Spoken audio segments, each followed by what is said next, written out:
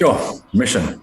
So, thank you so much for joining me from the winter in South Africa. It still kind of freaks me out a bit that we only have 1 hour time difference, yet 6 months of weather difference. But still, you know, when we were talking a few minutes ago, I think your winter is probably comparable to our summer, except our summer's a bit unusual at the moment. The reason we're here is because I saw something quite extraordinary on Facebook that made me super curious about who you guys are and what you're doing.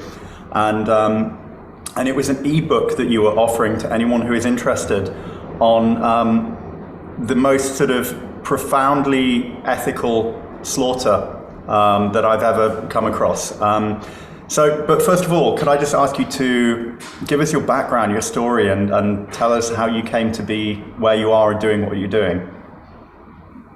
Yeah, thank you. And thank you for inviting me to be part of this sharing of information, because that's what it is, right? It's absolutely sharing of information.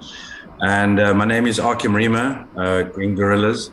And 15 years ago, to give you the executive version, I launched into the abyss perhaps, and started looking at a form of sustainability, farming, regenerative agriculture, etc., and came to that point of having to slaughter my first animal, a pig. And that's where the story, I suppose, begins. And even though I had a background in hunting and understanding of life and growing food, I'd never really, I suppose, faced myself in looking at it from a more open mind.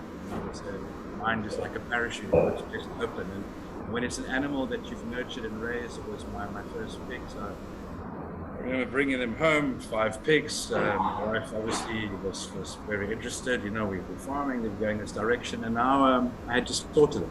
There was a time, there was no time to put bacon on the table. And this is 15 years ago. As mentioned, I'm not a very technical genius, so I look at books, and I suppose the biggest problem that crossed my mind was about transportation. Mm-hmm. Transportation. So, and having got a little bit of learned, you know, when you're working with pigs, you don't work while you farm them, you live with pigs. It maybe doesn't sound, but you know, you, in a small scale version, you live with them. They become part of your life. You get to understand their physiology, their likes, their no likes, and you begin to put things together. And I kind of realized transporting these animals was going to make them feel very, very uncomfortable. So it made most logical sense for me was to be able to harvest them at that point. You can hear me? I've unmuted myself to cut down background noise at my end, but when I need to talk. Okay, got you. Okay, so, and that's kind of where my journey started. It was 15 years ago. I wouldn't say I went into it blind, but you know, you kind of realize there's not much information. That's one of my passions of sharing the knowledge and sharing the information, because there was nobody there to help me out. There was nobody there to listen to my concerns and to say, well, I understand where you're coming from. Have you looked at this? Have you looked at that? So yes, I had my first harvest and it was terrible. I can't hide. Terrible as in like emotional? Emotionally difficult or physically difficult? Yeah, it's a bottle of whiskey on its own. You know, it just, I mean, we're going to be talking for hours about it. It was horrible. It was just horrible, horrific. And I went back to the drawing board and I realized it was more based, I mean, look, it's such a massive topic, and we're talking about empathy farming, we're talking about zero stress slaughter, we're talking about being able to harvest an animal in a place where it doesn't feel the terror and misery it normally has to go through. Yeah. Because I've put so much effort in looking after this animal, I've put so much effort into feeding it, I've put so much effort in so many things. This is now the test. Nevertheless, the second one, I mean, look, this is 15 years ago, so we're going back in the archives now. But I remember the second one, one of the things that I picked on the most, obviously, was the physiology, the state of the animal. You're about to harvest, to kill, to slaughter an animal in that state, and how you approach it. So I got creative, and I used 2 bottles of vodka in grain to subdue the animal, to the pig. Again, 15 years back, looking very primitive methods, looking at ways of how I could make this transition from life to death as easy as possible, because I felt it was my obligation and moral. Absolutely. It kind of worked. It was more easier. The animal was subdued. We ate the liver afterwards, but it didn't work. So I thought I'd cash in that bottle of vodka that we had. Recycle it. No, it didn't work. So nevertheless, I actually, at that time, I connected with a retired vet, quite an eccentric vet from the UK, actually. I was on the run, or I don't know what her story was, but I spoke to her, and I kind of got a little bit of more insight, I suppose, from a scientific veterinarian perspective. And she helped me point things, and she helped me get my hands on, loan it for me for the first time, was a handheld captive bolt. Right, that's what you were using in the videos that you sent me ahead of this call, or that Anki sent me, which is, I mean, it looks kind of like, to me, like a sort of a lightsaber handle. It's, about a foot and a half long, and there's a bolt that comes out about 6 inches or so. And is it an explosive charge, you said, in that? Do you load it with like a shotgun cartridge or something like that, or how does that work? It's actually, for guys in construction, would identify with something called a hilti gun, when you use a charge to send a nail into a concrete surface. So this uses a blank charge. Okay. You put a blank charge in, and look, it's very primitive. And when you fire away, obviously that explosion, that energy forces the bolt through. But it's handheld. You can hide it in your hand. You can hide it behind your back at smoke and mirrors. And that was my 3rd harvest, 2 large whites. And it was a game changer for me. And from there, it was the process of, I suppose the in essence was, the focus on starting with a 0 slaughter stress and looking how to achieve that. And what that then led to me, because it opened up so many different avenues, and from herd animals, from working with bovines in the field, picking up on certain energies, to horses, to pigs, etc. And that's what that rabbit hole was has been for the last 15 years, exploring that aspect. So, are you now? You're operating on a relatively kind of small scale now, right? And you guys are in the Southern Cape. Tell me about the land that you're on and the farm that you're working with, and sort of the scale that you're doing things on. Because, as I understand it, you're not sort of just a commercial farmer. You're not sort of producing for food, but you're operating as a sort of educational hub. Tell me about that. Tell me about the land, the scale, and what you're doing that's sort of for the broader community. Because, as I understand, this is you have a very educational base to your operation there. Absolutely. The first part is that, and I'll say in the peak of our operations, we worked obviously with pigs, and we ran 219 pigs on 1 hectare, on 10,000 square meters. That was based on 10 sows, and then in the cycle, obviously, they're outdoor pigs in sand. The pig meets the world through its snout, through its smell. It was outdoor. And through that, because everything that we do, everything I have been doing would be completely illegal in the UK. I'd trigger so many laws. I couldn't even get out of bed in the UK doing what I do.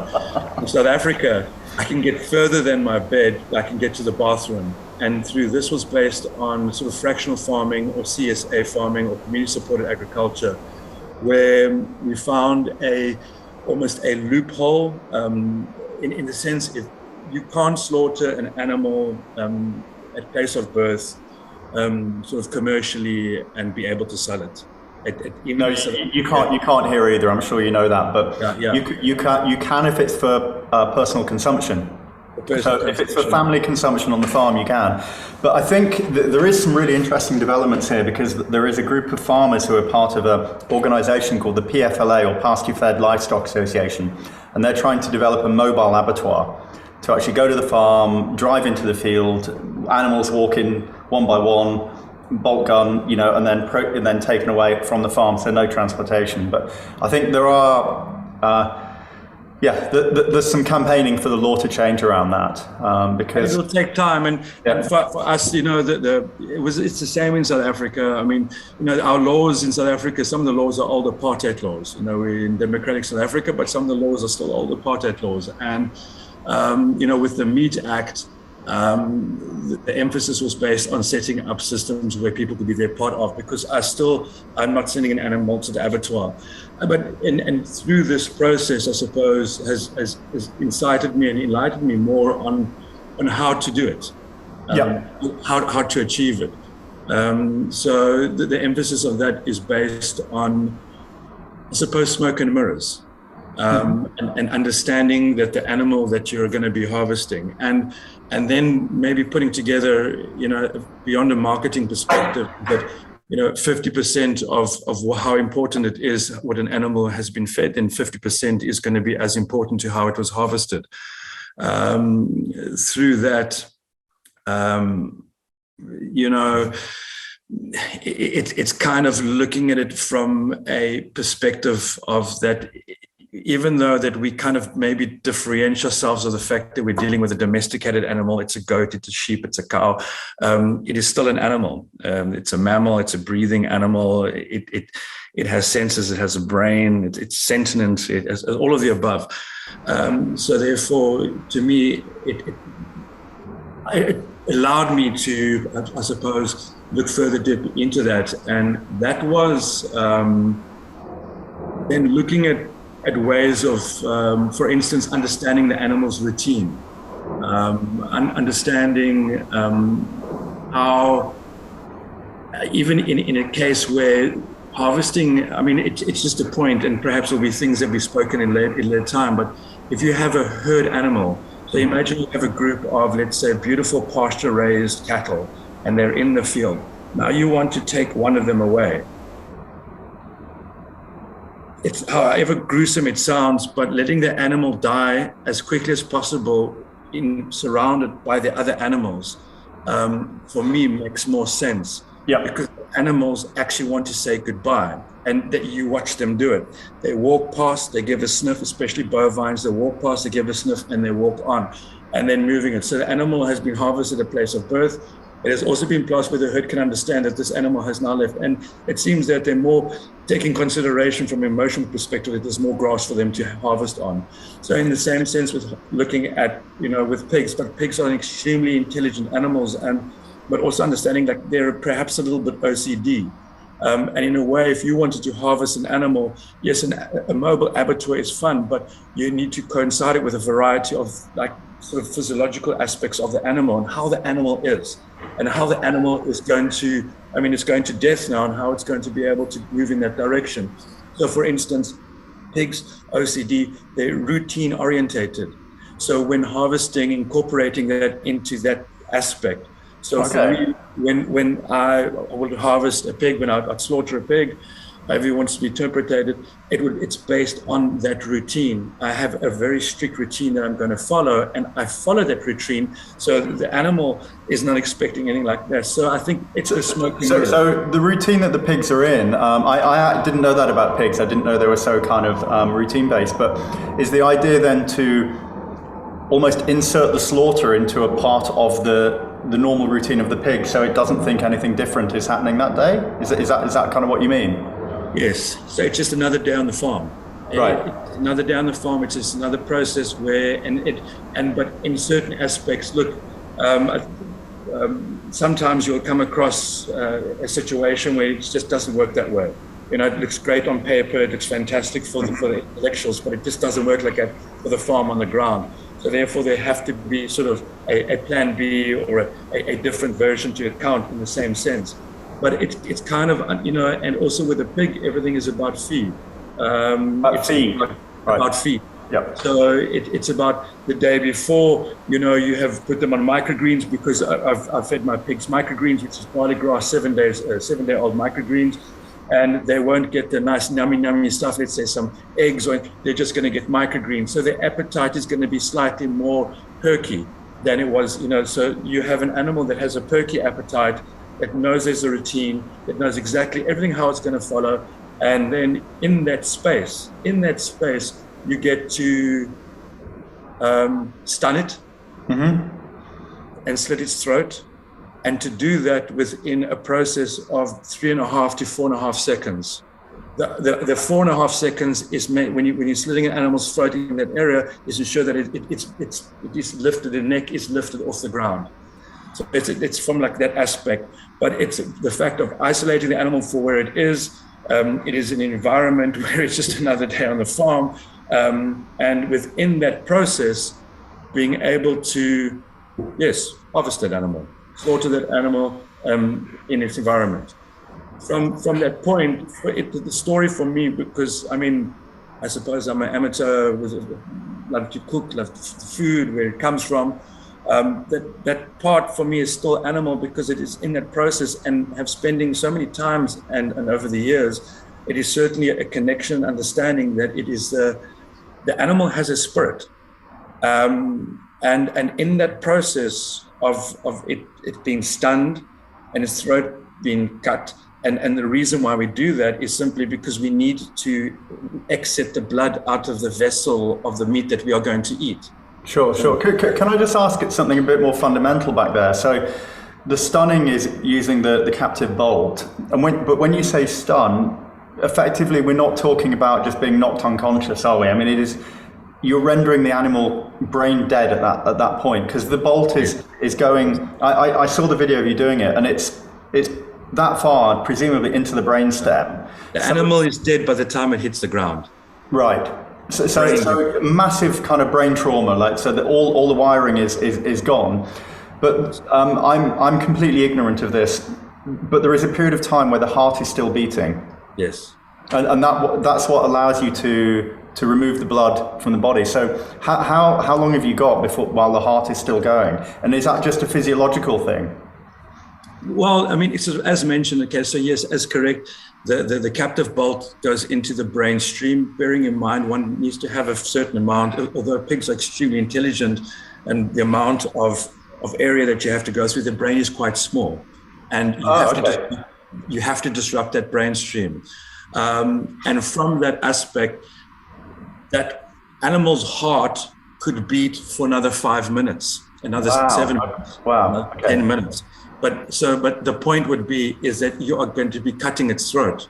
So it doesn't feel any pain. For me, has always been to get between stunning the animal, disrupting the brain stream, and slitting its throat as fast as possible. And that would be something that I've always worked on, as fast as possible, because the animal is rendered clinically unconscious, clinically brain dead. And now, while that heart is beating, to allow that blood to leave. But it's in that process and in that understanding that the energy of that animal, the spirit of that animal, it leaves. And it is, as ever strange it sounds, it seems that the animal becomes lighter, but it's heavier to carry. It is a notion. Many times I would be able to put my hand, because for me, before we can move the animal, we need to make sure that it's clinically dead and it's spiritually dead. That part is very important, because then it becomes the carcass. Then it becomes meat, and then it becomes it's that transition between a living animal and a carcass. It's that period, identifying that transition, I guess. And look, I suppose from a scientific scale, my view is like a raindrop. It's perhaps maybe 500, 600, 800 pigs I've personally slaughtered myself. So I've seen it that many times. And within that process of an animal being stunned and its throat being cut to the time that you would regard it to be clinically dead, the process is actually always a little bit different. And sometimes it seems that sometimes that part of that animal is staying a lot longer than normal.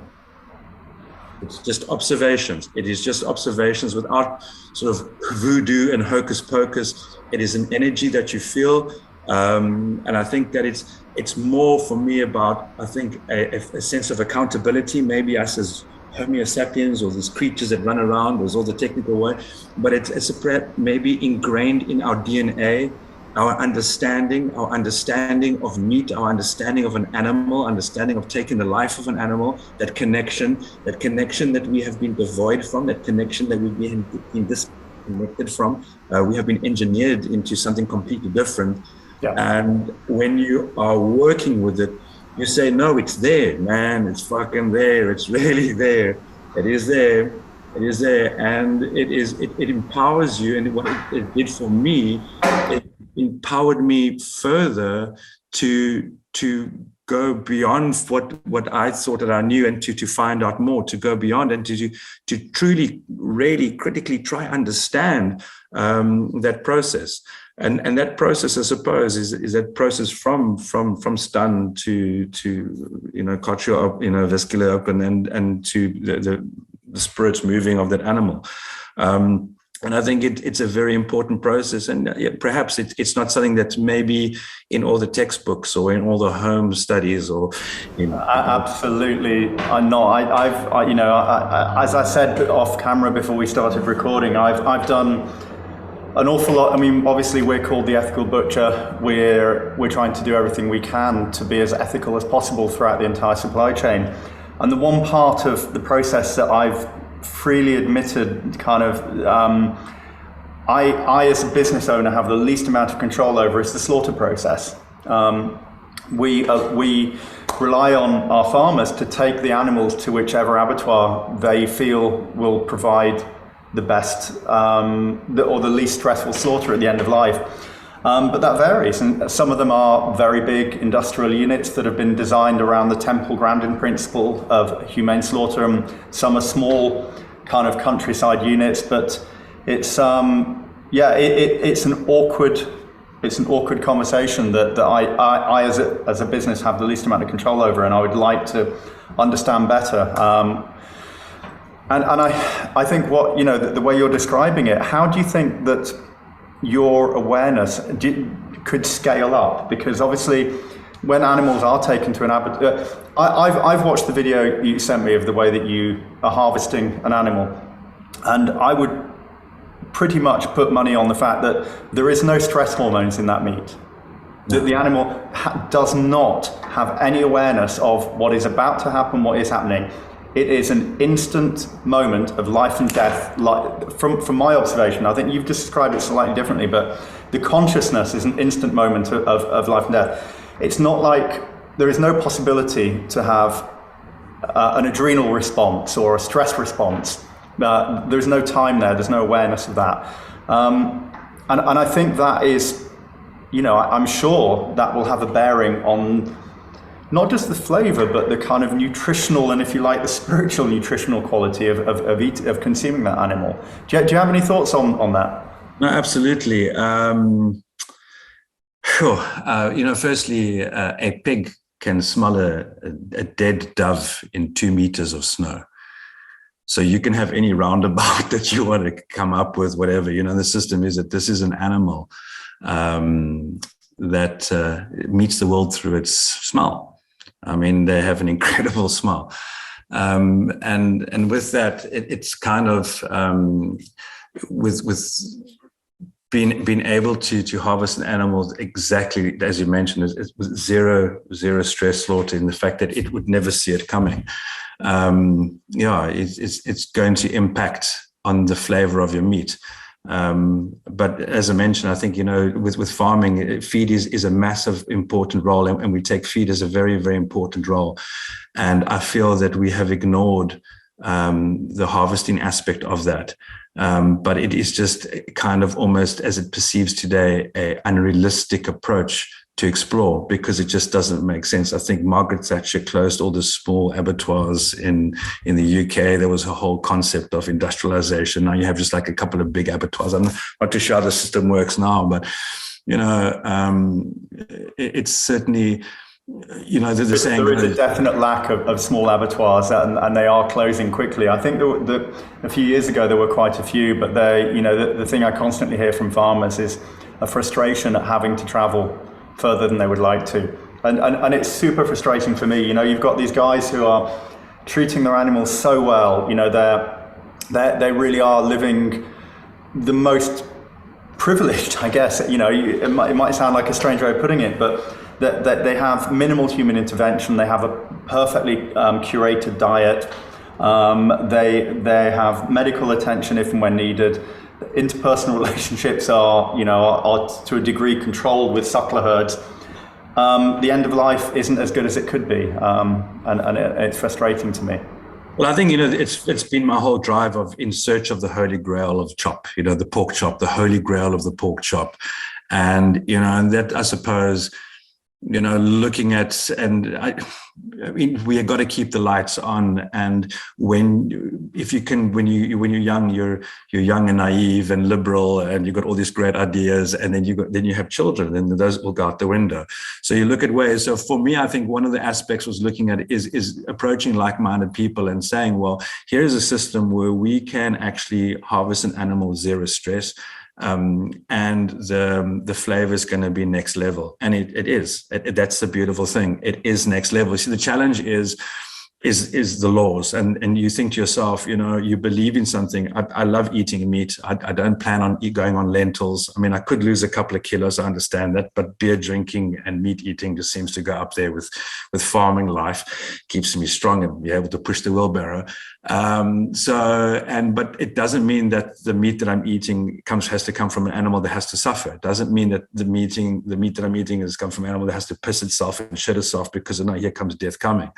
So, and there are a lot of people out there that feel exactly the same. I mean, vegans have eaten my meat and say, "Oh, we'll eat your meat, Akim, because we know where it comes from. We're having that bacon craving," like a heroin crack merchant sometimes to the vegans. I mean, they won't admit it ever, but yes, absolutely. But the challenge is it's just the laws, and I think it's based on people just voicing their voice, and everyone sits down and they comment on Facebook, or they have an asshole opinion or an intellectual wank, and that's pretty much where it stays.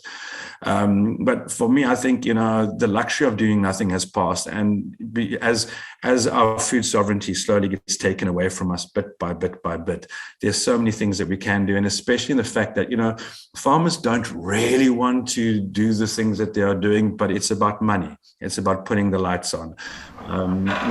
What kept our concept going for such a long time was just the flavor that people say, "I can't believe that this is pork." And we took it to the limits, So, yes. Talking about that, you've mentioned two things that affect flavor: is stress at the end of life, but also the most important one possibly is feed. So, a couple of things as you've been talking that have made me, I'll come up with a couple of questions. Is you have a great deal of respect for the animals that you're looking for, and you credit them with intelligence. And why pigs? And what do pigs kind of offer in terms of, you mentioned regenerating the land. How do pigs fit into your world? How come pigs rather than chickens, goats, sheep, cattle? What was it? Bottle of whiskey stories here, mate. We're going to talk for hours. But I mean, in short, look, I mean, I'm a closet soul nerd with a fetish for the earth. I'm very interested in microbes. I'm very interested in how the system is working and how what I call dancing with nature. And there is no other animal on this earth that is firstly the master recycler. Master recycler, right. The master recycler. I mean, get rid of your mother-in-law. I mean, get rid of the neighbor's cat. I mean, you're talking about it will all just be turned into soil nutrition in the end.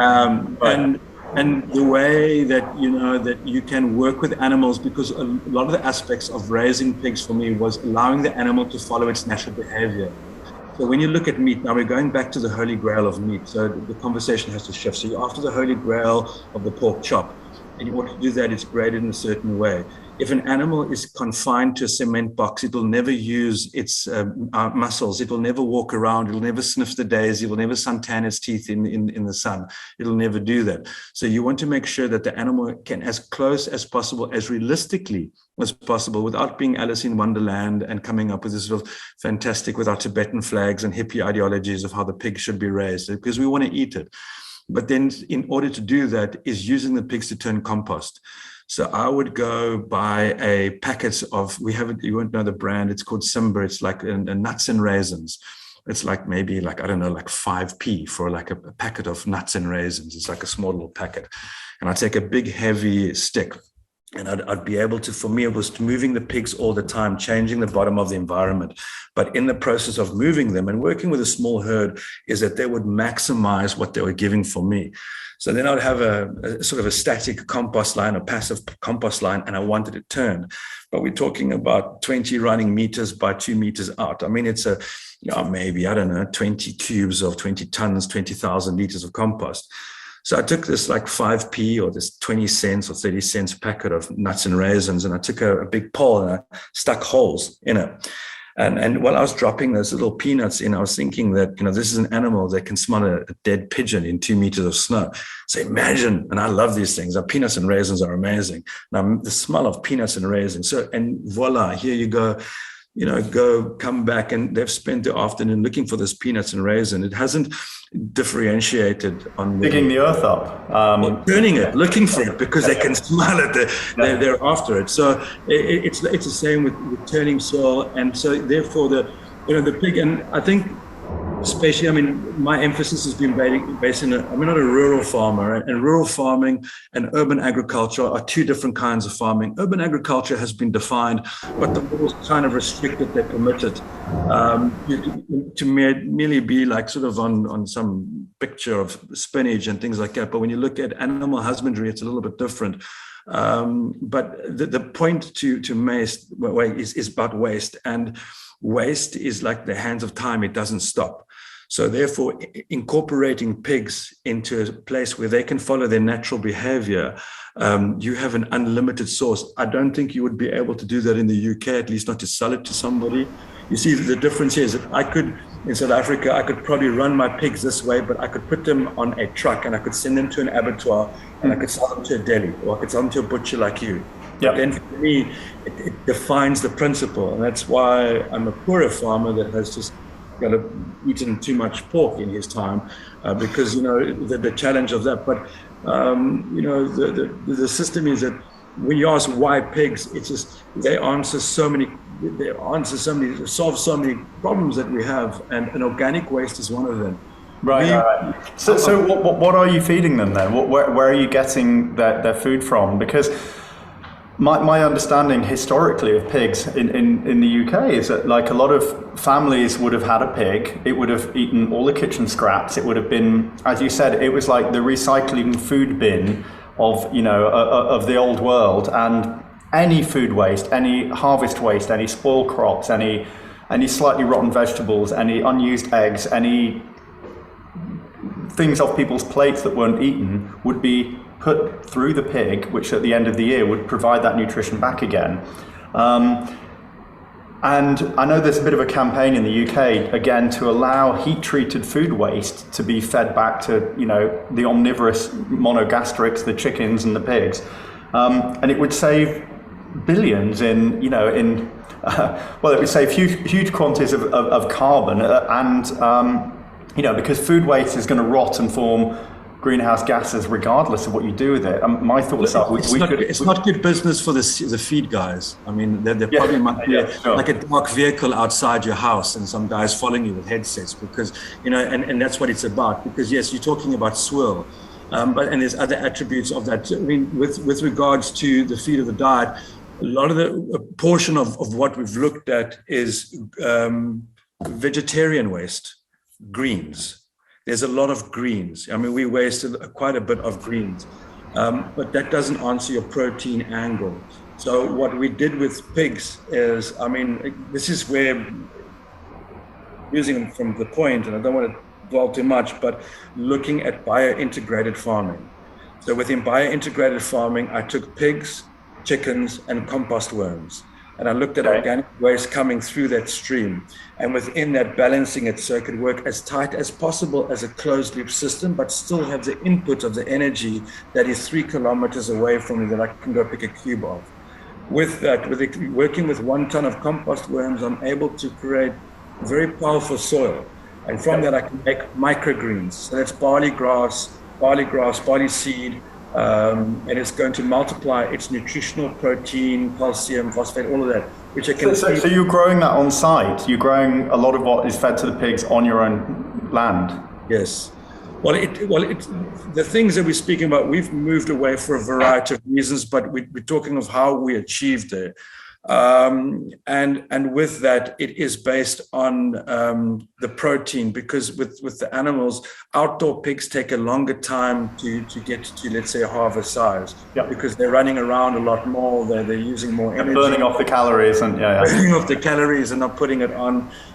So protein, and then dividing half the yield of the eggs, of the chickens, to go back to the pigs, especially the lactating pigs, because what in essence what it does, and it comes in with the composting worms, and then also looking at free energy. So there's certain availability of free energy that we looked at. So we looked at it from our aspect as what we regard as a protein crunch. We're looking forward, we're going to run out of protein is going to become out of our hands, and then looking at how to achieve that from closed loop systems based on, but combining it with empathy farming, combining with the aspect, but unfortunately it's unable to unfold as a commercial venture because it breaks all the laws. It would be completely illegal. You couldn't do this. Right. I've got you. But when you say closed loop system, how close are you to getting to a point where the inputs on your farm are sunlight and rainwater? Presumably that's the end goal. Is that the only inputs are that? Yeah, look, I mean, that, like, from a permaculture perspective, tomorrow morning, I've got that dusted. I'll do it with my eyes closed, right? But then it's just for me and my family. I live next to a township of 80,000 people. It's 80,000 people with an unemployment of the youth of 80%, with inflation going through the roof at the moment, where people are starving, where we have a country where malnutrition starts in the womb in our country, in South Africa. Look, they don't put it in the pamphlets, what the politicians are handing out, but malnutrition starts in the womb.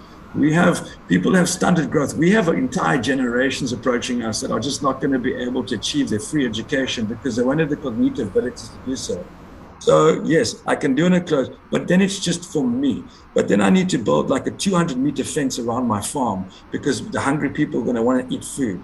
So the point is, our problem is a collective problem. We need to look at it. So that's where I've applied my energy. You mentioned earlier about education, yes, because I feel that, what we need is a revolution, and the first revolution is education. It's not cocking a weapon. It's not putting a round in the barrel. It's actually education. Give people the knowledge. Our country, South Africa, it's a country where people have been set up for failure, and certainly when it comes to education. So looking at the elements of looking from profitability, maybe seeing it as I'm a capitalist with a Karl Marx blind spot, looking at it a way where if there's no profitability in it, how are we going to make it successful? We can all blah, blah, blah until the cows come home, and it can sound fantastic, but it needs to make profit.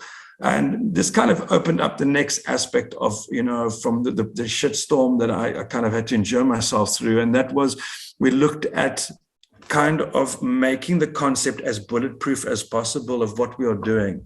And in order to do that, we put it on social platforms. And I'd kind of like people, some of the stuff that we've put out has gone viral and in Anchorage, we're in South Africa. And there was a concept we put out called Adopt a Pig to Eat. That broke Facebook for a little bit, and with the impact that it came was quite phenomenal. But one of the concepts for me was based on, if we are unable to make it profitable, we cannot promote it, and as soon as I promoted on social media, we got pounded, but quite hard, and that was kind of okay. But what happened afterwards, what the reactions of that. And what I put it forward, and when people said to me, yeah, but Akim, why did you put that on Facebook? How can you do that? And so, well, it was just the truth. I was just putting a point of view. I was asking a question. I was putting something out there.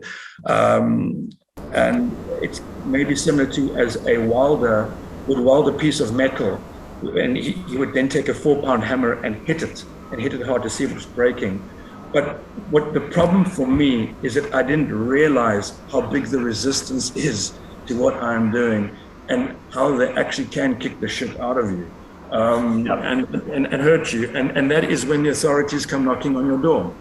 And that's what happened to me, which was interesting because, it allowed me to test what we were doing. And so firstly, we had, I put our post down. It had about 150,000 views. It had maybe a couple of thousands. Which post was this? Was this something that's on your site currently? This was my more understanding the resistance, I suppose, like, right. to put, we're talking about empathy farming, we're talking about all these things. Yes, it's fantastic. Okay, right, how do we move forward? Well, we've got to look at the resistance. There is a resistance to it, and how the resistance works. And I think this was in 2016 where I kind of got a real insight of this resistance. And one of the attributes was looking at a way of sort of promoting what we're doing with fractional farming, with community supported agriculture. And understanding now, maybe I realize in hindsight, it wasn't the most fantastic wording, but I said, adopt a pig to eat. And okay, now look, they lost their shit. The vegans lost their shit. Yeah. But kind of for me, the empathy, because for them, the thing that upset them the most, that I was using the word eat and adopt and putting that together. Okay, that really, I mean, there was protests outside my house. There was Facebook. It was on the radio. It was interesting. But what it did do is that up until that time, I had already been farming for 3 or 4 years. I mean, I'd been gathering momentum, I'd been my understanding and being able to launch something. But right there, because what had happened is that the authorities came knocking on my door. And that was kind of like, because people complained. And so when I start talking about the topic that I'm talking about, I'm regarded as Jeffrey Dahmer. So Jeffrey Dahmer was a homosexual, carnivore, rapist, serial killer, psychopath. So that's what Jeffrey Dahmer was. So that's what I get, because I get regarded as an animal abuser, that I'm abusing animals' rights, because I'm bringing to the forefront a topic that I'd like to talk about, but there is a resistance to it. So yes, I got the shit kicked out of me properly. But I know that one very, very, very well. I mean, I've received death threats through social media, through email, telephone calls, and the thing that sort of always puzzled me is the fact that you and we're the ones trying to do this better than 99% of the industries that we're involved in, and we're asking the questions that no one else asks, and yet we still become quite a strong target. And I think in some ways, one of the reasons why you got targeted and we get targeted is everybody can accept the horrors of industrial farming, but we are giving validity to the consumption of animals through doing things better. And that's awkward for people who have made an ethical stance not to eat them. It's challenging their black and white notion of animals equal bad, plants equal good for their health, environment, the whole kind of wraparound. But yeah, I feel you on that one. But I really want to kind of try and pick up a bit on what you're doing now with the community. You mentioned that you live next to a big township that experiences a lot of, and the difficulties at the moment with food security and poverty in South Africa. But I know you're doing a lot of outreach, and that your farm is a sort of educational base. So tell me what you're doing, because I've seen the films of you educating and teaching young people who potentially could be tomorrow's farmers. How's that working, and what's that program doing? It's something that we've been driving for quite some time, in a certain belief that in South Africa, our youth are rotting. And I think across the board, they just lack aptitude and physical ability to do anything. I mean, it is what it is. And I think certainly let down. We've gone through COVID. We can't blame all the things that have come past. So certainly looking at firstly a process of not giving out free meals, not just giving handouts, reaching out to those who have an aptitude. If you take 100 people in a room and said, "Hey, who wants to raise pigs?" 3 idiots are going to put their hand up. I promise you, I'll be one of them. I'll be one of them. So being able to have a vetting process where you can reach out to the young people who have an aptitude, have a connection, and then been looking at ways of inspiring them through entrepreneurial ways and ways to be able to look at waste stabilization, ways to look at animal husbandry, whether it be horticulture, etc., and to combine it and hopefully, and then also starting it from obviously an after school, and then looking at from an in-school perspective, because we just feel that in schools, the youth never really get exposed to farming, get exposed to a variety of things. And it's kind of like you never know what will inspire you. You're 16 years old and you kind of, your interest level is here, and somebody just plucks you out of that little comfort zone from your phone and just exposes you to something. And I don't know. Something might stick within all that. Something might stick. Yeah. You know, being part of an animal being slaughtered. You know, if you all jump on your Vienna or your whatever, and it's like just being exposed to that. And you know, even in the fact that we've been working with university students, second year studying veterinary science, and said, but we haven't been exposed to this yet, and they're in their 20s. Wow. So it's a very academic approach. It's a very academic, it's Latin names and things I get lost on, but it's not a very practical look. And I think in order for us to start understanding and looking at the challenge that we're facing, we need to have a bit of a practical approach.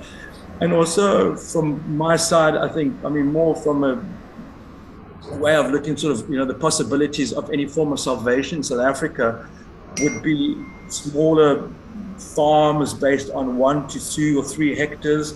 It seems that will be perhaps the only salvation that this country is going to have. Yes, we have a food security problem. It's not going to go away. We have an unemployment problem. But I think the sad part for me, and having spent the time that I have looking at perhaps a very small aspect of regenerative agriculture or small little points of it that I've looked at, but seeing how it is scalable to our country and looking at it, in fact, it is. It's just minus the education part. So that the education part is imperative. That's 50% of really the entire way forward. And so that's why we feel myself very passionate about it. And this is a country that I love. I love South Africa. So I don't know if you've ever been here. It's a beautiful place. Get on the airplane. It's cooler right now. Come to winter in South Africa. It's like proper UK summer. No, I'll tell you what. I'll come down when it's winter here and it's miserable. I love your area. I love Cape Town. I've spent quite a bit of time there in my previous life as a fashion photographer. We used to come down in the English winter and shoot stay in Camps Bay area and drive down and shoot in those areas. And I spent 2 wonderful, quite surreal weeks in the Karoo at a place called Mikey's Fontaine, which was quite an unusual place to spend a couple of weeks. But so what's your day to day then? Are you apart from running a farm, how often are people coming? How does the education, the outreach work? You've mentioned you've got people who are kind of young potential farmers. You've got veterinary students. You've got all kinds of. Are you really set up then as a sort of visitor hub, as a place? I can imagine that I've seen the material that you've put out, and I think you are a very passionate educator, and you're obviously very passionate about your subject. What's an average week look like on your place? Chaos, madness. You need Valium for breakfast. Shape shifting and But it sounds like you like it like that, huh? Does that suit your brain? Well, there's no rest for the wicked, obviously. But look, I think these are critical times at the moment. It also, we're basically a 1 hectare outdoor classroom. That's what seems more viable. I'm working with 1 ton of composting worms. I'm picking up about 2 tons of organic waste a day.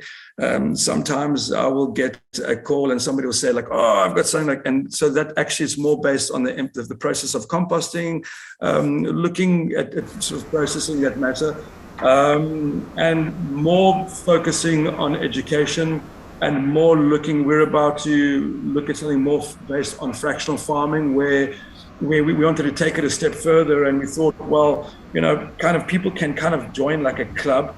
Okay. They are the club where they are actually the farmer as such. So yeah, so it's a continuous process, and I think one of the aspects for me to get here where I am is that I had to make friends with failure.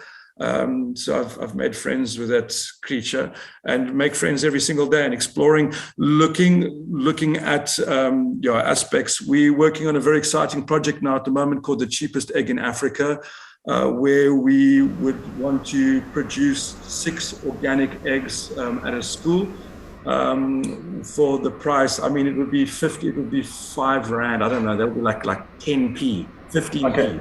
Yeah. So one of the things that we would like to identify is that, I mean, no matter what your eating ideology is, that if you want a young human being to grow, it needs protein for the brain.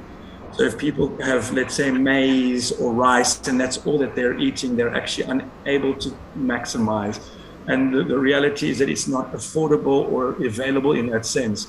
So yeah. For us, looking at all the things that we have done over the years, the last 15 years, of creating closed loop systems that's based on organic matter, that's based on, I mean, we breed insects, we breed crickets, we breed mealworms, I mean, microgreens, putting it all together and using numbers. Farmers will hate this word and they'll come burn crosses outside my house for it. But I'm very pro labor intensive farming, especially for a country like South Africa. No, I am. I've never heard those words spoken before. I know it sounds rough, and that's why I have to have a big gate and lots of dogs around me. But in a country, you see, there's no such thing as a poor country. There are poor people, yes, but there's no such thing. We are a rich country. South Africa is a rich country. It has so much potential. And the people think that it's a poor country, but it's not. Looking at labor-intensive solutions makes sense to me. Looking at it in the aspects that we're doing, being able to expand it further makes sense to me, because the other solution is complete anarchy, chaos, and we're going to go back 800 years. That's the other part. Or the other solution is large-scale industrialization, which puts the wealth and control into the hands of a few. We're there already. We're there in South Africa. We are large-scale agriculture. The subsistence farmer, the small-scale farmer, there's not real fighting scales here. Simply, it's again, large conversations. But yeah. That's absolutely fascinating. I mean, we could, the things I could pick your brain about for days, I feel. I would love, I mentioned to Anki actually when we had our first conversation, I don't know if you're aware of a conference and festival that happens every year in June here called Groundswell. Agriculture. It just happened, or it just happened. It happened the 23rd, 24th of June. So I don't think I'd quite connected with you guys yet, but I think everything that you've described to me, I think would be of great interest to that festival.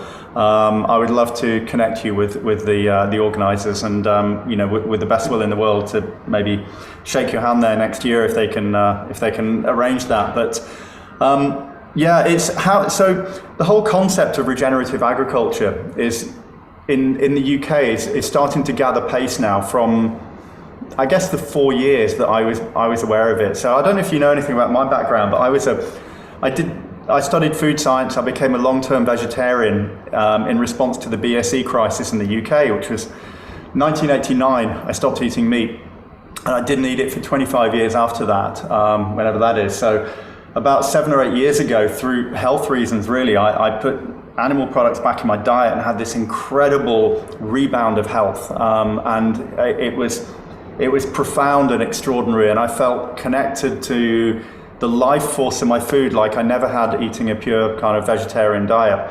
And that kind of led me to start this company. And I was looking online to try and buy the kind of meat that I thought I should be eating, both for my health and for the health of the planet. And I couldn't really find it. I was going to farmers markets, and sometimes even the farmers markets didn't seem to know where the exact provenance of where things had come from. And that sort of, led me into starting this business. And it was only about kind of 4 years ago, that I first became aware of this term, regenerative agriculture. The concept that animals kept correctly, mostly animals, it's mostly referred to animals, I feel, at the moment, but animals kept correctly could have a net benefit to the environment, or to have a net benefit to some element of the environment, whether it's carbon sequestration, whether it's improving biodiversity on the land, improving the viability of the soil, whatever it is. But now, I feel we've got to a point in this country where government ministers are starting to work out how can we communicate this to the policymakers. As you know, we've left the EU, which means we're now free to make our own decisions regarding how the government intervenes with agriculture. And for the first time, I was dead against us leaving the EU. I was definitely in the Remain category. It's caused an awful lot of problems in this country, but, and this is the only but, we are now free to rewrite the rule book on agriculture. And if regeneration starts to becoming a part of that, and the potential for that, I can see a benefit to us, having that freedom. Where you are, how deep does even the understanding of the possibility of regenerative agriculture go in terms of informing policy, government, and the people actually making decisions as to what you can and can't do? You've mentioned a lot through our conversation of things you're not allowed to do. Is there a shift at all? Is it starting to change? Sure. I think firstly, getting back to yourself in the UK, and I think, one of the biggest challenges that we will face is going to be the youth. And it's going to be the lack of education and the fact that we have engineered them out of nature, that we need to bring back their understanding of where the milk and the beef and where everything comes from. Because there is a very strong drive to not drink milk. People say, well, humans are the only animals that drink milk. Well, we're also the only animals that drink like soya milk and almond milk, and we're special. We are special. So just put us in this. And drive cars and talk on Zoom calls, and that's us. So I think certainly there, and because when we look at policy is kind of public opinion. And at the moment, like a lot of the things that we talk about are not public opinion, because it's based on, how many people have actually taken a tractor and sowed plowed a whole field in the sun, or have grown granola, or have harvested a chicken? Very few people. So it's very few people who are connected to the earth and the understanding. So it means that you've got a small group of passionate farmers that would like to go in this direction, and then you have your policymakers. But I think that beyond all of that the only way forward is going to power or look at sort of some kind of drive where you can expose the youth. And the best way is to get their hands dirty. I work with the youth and they don't want to get their hands dirty. They're petrified. They think they're going to get like syphilis or gonorrhea or some from the soil. From the soil, it's puffy. But it's scientifically proven. I think there was a study in Finland where it basically helped them, the being exposed to microbes in the earth just changed these young people. They became better. Anyway, so that's where we are right now. Look, I think we're in a crisis in South Africa. I can only speak in South Africa. We're in a crisis. Protein is becoming too expensive. The majority of people out meat on the street haven't had beef maybe in 5-6 months. It's a luxury. The closest they're getting is some second-rate chicken, maybe if they're lucky. The majority, it's peanut butter and rice and maize meal. So where's it going? It's shifting times. I think that, I'm hoping that, what we are doing here in South Africa from a ground perspective is to try advocate more thought. I've formulated a 1 hectare mock-up. I've got all the data for it, and so this is how we can do it. But it would fall on deaf ears if it doesn't have education. If I keep on going back, it's about education, because it's stuff that you can't YouTube or Google. But education from the literally the grassroots level is the approach that you're taking, is just get people educated, and this will allow the information to flow. Well, I think let's look at the UK. Let's put it right now and say, okay, right. I mean, how many UK pig farmers are there? And they're going to say maybe you'll get like 1,000 or 2,000 UK, but they know a very specific way. It's on a cement floor. The grain comes delivered to them. And you say, well, how many farmers in the UK could farm like how my great-grandfather in the backyard, like what to feed it, how to deworm it, how to slaughter it? That number's going to sink. So when it comes to education beyond the grassroots level, when we actually look at the pool of knowledge, it's actually quite limited. So people who have that knowledge are making their money doing talk shows or whatever. But the point is, it's very difficult that knowledge is, and it's disappearing. That pool of knowledge is disappearing. I mean, here's a crazy thought. Forget that Cuba in 1989, Cuba falls. Russia doesn't start delivering the fuel anymore. Those tractors aren't working. And there's like these 3 half-dead, 95-year-old in the shade guys who knew how to plow a field with oxen, how to brace oxen. Because again, take a room of 10,000 people and say, who knows how to brace oxen so we can plow the field? You're going to get no. Can you find it on YouTube? I don't know. There's a challenge, but it's knowledge, and this knowledge is disappearing. So when we look at that, it's kind of like, go look how farmers are trained. They go to a farm school. That farm school teaches them the same shit that we've been teaching all the other farmers. It doesn't change. The herbicide company, the chemical company, everyone comes knocks on the door. So there's a system. So when we're looking at education, I think firstly, like urban agriculture, certain things have been defined. We define regenerative agriculture, we can put it up, but now we need to start practicing it. And with practicing it, we need to have advocates and ambassadors for that.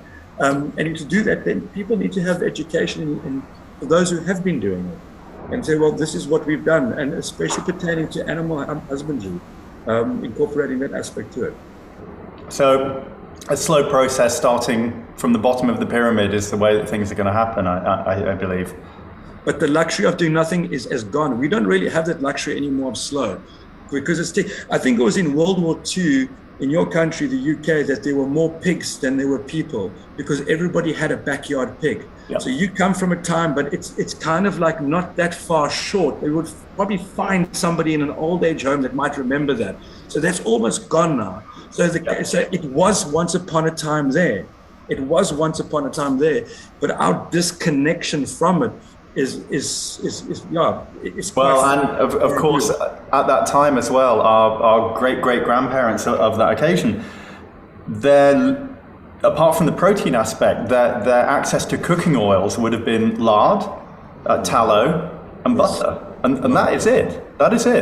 I mean, a little while ago, potatoes or milk. I did a bit of a deep dive to understand as well as I could as a non-academic the difference between vegetable oils and animal-based fats, and lard is pretty much one of the healthiest fats that a human being can eat. Super high oleic acid and saturated fat, and I do believe that a lot of the prevalence of a lot of disease has come from replacing that with vegetable oils. Well, more specifically seed oils. I think there's a difference between seed oils and fruit oils. So fruit oils being coconut, olive oil, etc. But the seed oils that dominate our fat consumption now, as opposed to our grandparents, which were using animal fats. We had our lard tested by a scientist, and there's about 7 lard or pork fat scientists on the planet. Right. An Italian, it's a story, I'll try to give you the example, but there was an Italian descendant who wanted to make salami in South Africa and set up a company, a couple of million down, and it was working because the concept wasn't working. So he was importing, I think it was Belgium fat, and he couldn't find the fat in South Africa. And he asked me for it because the professor, it was in the Orange Free State, which is there, wanted a case, like a control from somewhere local. And we were put under the green gorilla. They'd sent us back the scientific test. I mean, they tested everything. And our pork fat outmaneuvered the imported Belgian fat, outmaneuvered anything out in the market. And for the simple reason is that the professor said maybe is that the pork that he was buying was done, and the recipe that was made from was in a time where the pigs were raised differently. Right. Okay, so it was kind of like he said, yeah, he was talking predominantly about the fat ratio, what their diet, how they lived, etc., etc., etc. My further, okay, bit of one of those, but would be also based on that part was also based on the fact how the animal was slaughtered. So there is living proof, and the irony is that so I'm sitting on the most impressive, because this was an international pork imported fat. It was like the blue cheese of pork fat from Belgium. Okay, the best for what ticks all the boxes. So I've got a pork fat that is illegal to sell. I produce the best pork fat that takes out an international pork fat. I can't move it, I can't sell it, but scientifically I can prove it. It just shows where we are, and ain't going to change. Maybe our children's children might change the problem, but I think that human beings are galvanized to change, and it's certainly where our food has been incorporated to the corporation. And where I feel driving back to education like a stuck record is that that's how for us to preserve the knowledge and allow that knowledge that is still the lineage of this knowledge before it's completely gone, because it's not on Google, it's not on YouTube. No. It's people's life knowledge that needs, because when I was learning to farm, I went to old people, I asked them things, and they told me things, like people with like one tooth and they're like sucking their biscuit in their tea, and it's like, that's how I learned. I spoke to old people, and they loved to entertain me, and we had great conversations. So I think there is that. So yeah. Are we beyond the topic? Did we get a bit lost a little? No, I don't think we did at all. I think we've stayed on the rails pretty well, and I think we've sort of covered off an awful lot of aspects. We've done about an hour and 10 minutes, so we should probably kind of wrap up, or no one's going to listen to us blabber on for this long.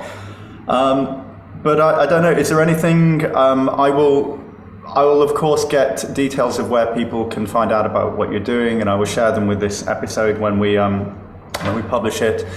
But I'd just like to thank you very much for taking the time to talk to me today. I've never quite come across anyone who's doing what you're doing.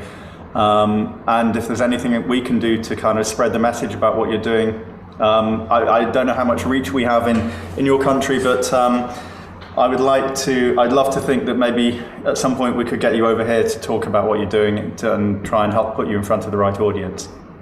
Well, thank you. And mountains never meet, but people always do. So it's, let's not rule that one on. Bang goes the neighborhood. And it's a pretty easy overnight flight between with no time difference between where we are as well. Absolutely. Well, thank you for chatting, and good chat. And over to you. Well, fingers crossed we meet. Either I can come and visit you, or you can come over this way for potentially next year's groundswell, which would be wonderful. Sounds good.